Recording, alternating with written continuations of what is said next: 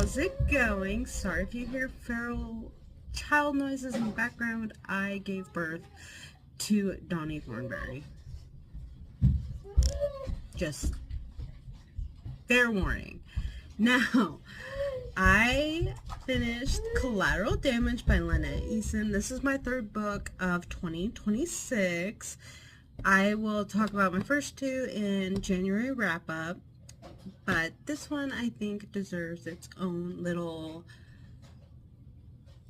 review. I also have some footage of me reading this, as well as footage of me filling in my reading journal for this, because this is the first book that takes place in the United States that I've read, and so it knocks off South Carolina on my 50 states or 50 books for 50 states.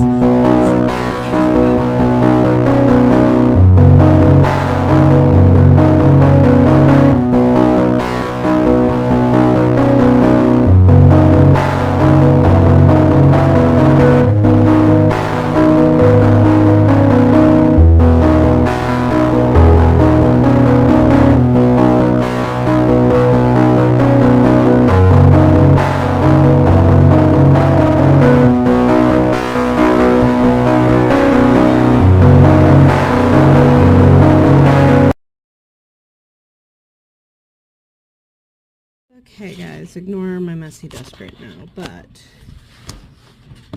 here is my map. I asked hubby last night to choose a color for romantic suspense, and I think I spelled suspense wrong, so please don't come at me with that. But South Carolina is the first state to be knocked off, and orange was what hubby chose.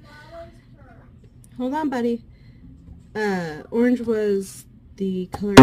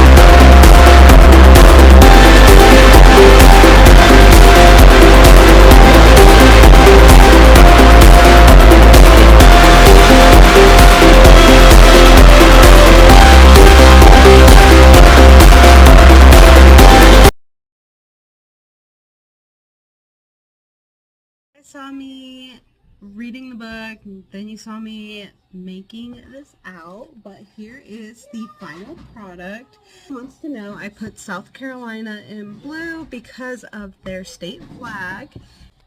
These here are actually on the state flag, so I did that to kind of show for like the state.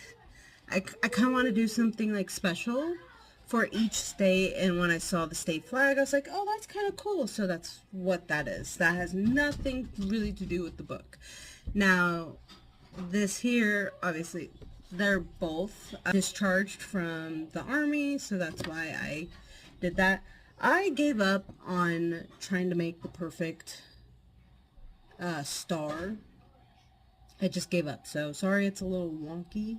Obviously, if you've been around long enough, the yellow ribbon, we all know what the yellow ribbon stands for when it comes to military.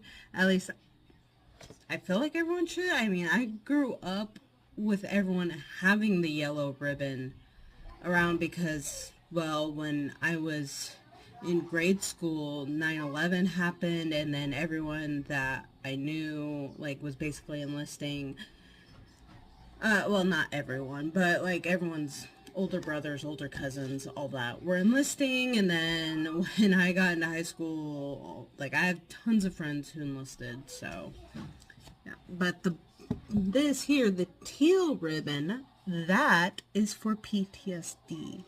I wanted to do something for PTSD because both our main characters deal with PTSD in this book. So one, there's a trigger warning.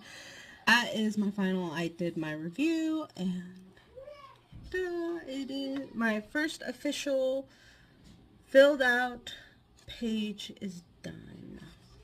So, as I said, we follow two people who are honorably discharged from the army. The first one is Brooke Adams, though I will say at the first couple chapters we do get them in the army in Kabul, Afghanistan to be exact. Brooke is involved in an explosion. Asher pulls her out of the explosion, and she ends up having PTSD from that day.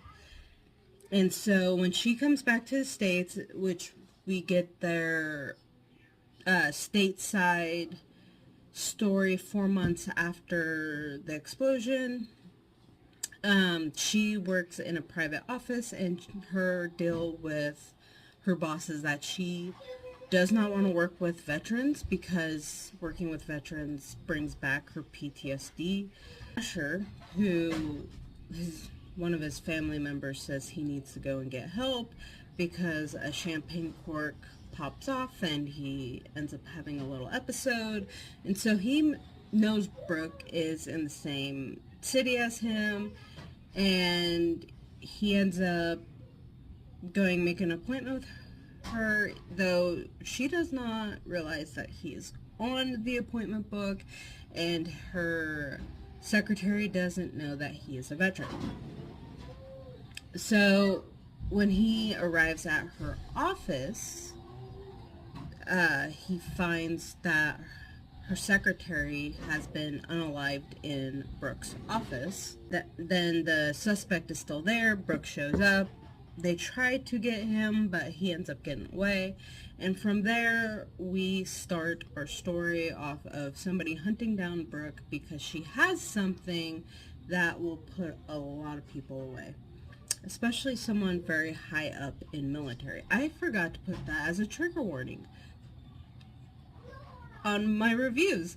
Okay, so trigger warnings. Obviously, there are some parts in Kabul, so war violence. There is PTSD, as I said. There's also organ trafficking, several child deaths off page, but you do talk about their bodies, so there's that. Not anything like gruesome and descriptive, but it is mentioned, and so just fair warning on that. And of course, I forgot, most of all, military corruption, because we do have that. I know that could be a sore spot for someone, but I can't believe I forgot to put that in my written reviews. This is pretty fast-paced. I was engaged the entire way. I was pretty into the story.